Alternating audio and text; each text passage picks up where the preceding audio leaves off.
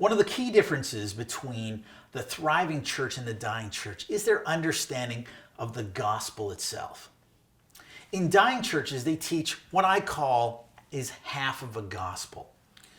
So they say a lot of true things, but they just don't tell the whole story. So they'll start off that God is a good God who created everything. Then they'll say that, but we've screwed up, we rebelled, and we messed everything up. They'll mention that God is a justice, and for every crime there has to be a punishment, and since we're all criminals, we're worthy of punishment. They'll also say, but because God is a God of love, he sent his own son to die in our place. So God's wrath and punishment would be poured out on him and not on us. And then we end the story there. So the gospel they tell is this gospel about Jesus died for our forgiveness. There's several things that go wrong when we end the story on Good Friday. Now, first of all is the personal issue. See, personally, I need more than forgiveness. Forgiveness isn't enough for the human condition. And the reason is, my problem isn't just that I've sinned in the past.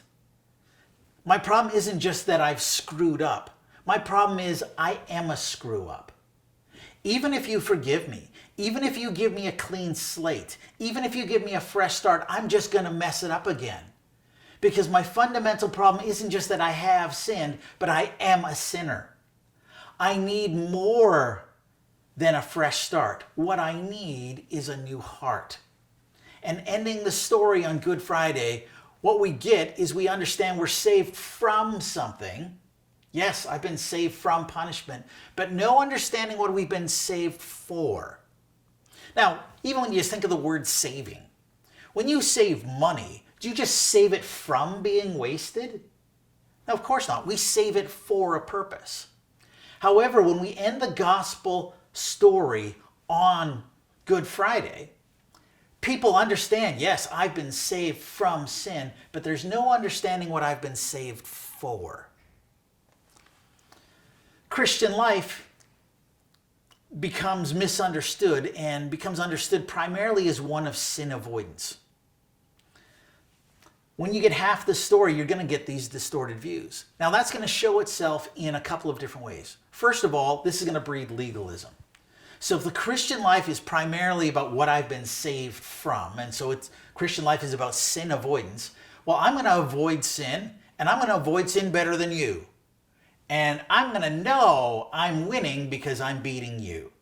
And I'm going to let you know that I'm beating you as well.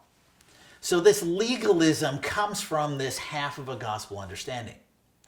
But it also breeds nominalism. Now, nominalism is legalism's other brother.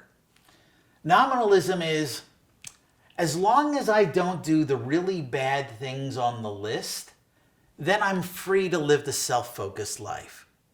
So I'm still a Christian. I'm still going to go to church. Unless the weather's bad, or unless the weather's good, or unless Timmy has baseball, or. This comes from this understanding that, yeah, as long as I don't do the really bad things, I'm okay. And this misses the heart of the gospel.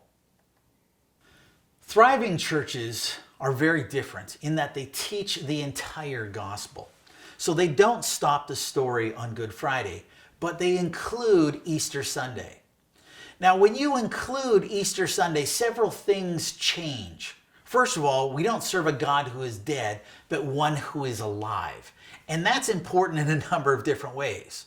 One of the ways that's important is that we're not just saved from something, we're saved for something. So Jesus' command to us wasn't admire me. Jesus' command to us wasn't study me. Jesus' command was to follow me. So what we're being included is this purpose of following Jesus. Now, how does that fit in? Well, if we zoom out and look at the 100,000-foot view of the entire Bible story, this is what we're going to see. Right at the beginning, Genesis chapter 1 and chapter 2, we were created for friendship. That's right. The human species, why does our species even exist? Why did he create us? Well, he created us for friendship. Friendship with God, friendship with each other, and friendship with creation. Genesis chapter 3. We screw it up and replace friendship with conflict.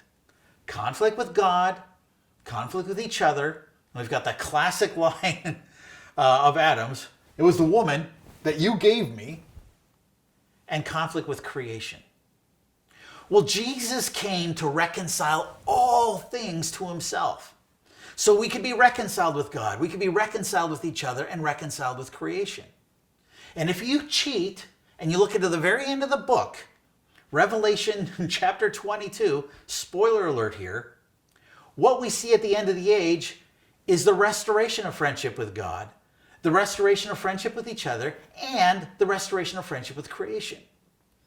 This is what Jesus is talking about when he says, follow me. We are joining him on this grand mission of reconciliation. That not only I would be reconciled with God, but I could help others be reconciled with God. Not only would I be reconciled with others, but I'd help others be reconciled with others. And not only I would be reconciled with creation, but I'd help others be reconciled with creation. One of the things sometimes I say is, you remember when you were a kid and you would get a bath towel and you'd wrap it around your neck like a cape and put your underwear up on the outside of your pants and pretend you were Superman? Well, maybe not everybody did that, but do you realize you had a better understanding of your identity then than you do now?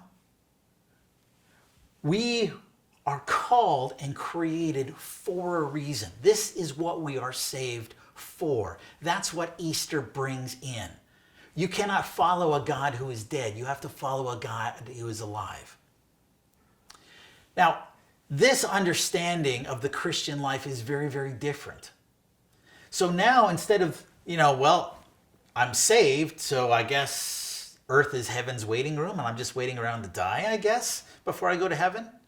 Now our time on earth actually has meaning because I've been saved for something.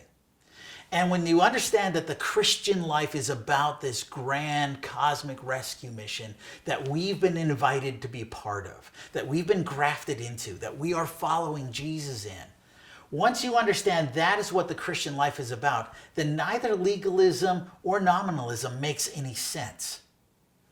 So by preaching this kind of gospel again and again and getting that into people's hearts, the thriving church changes at a real important heart level. That's easy to see from a dying church.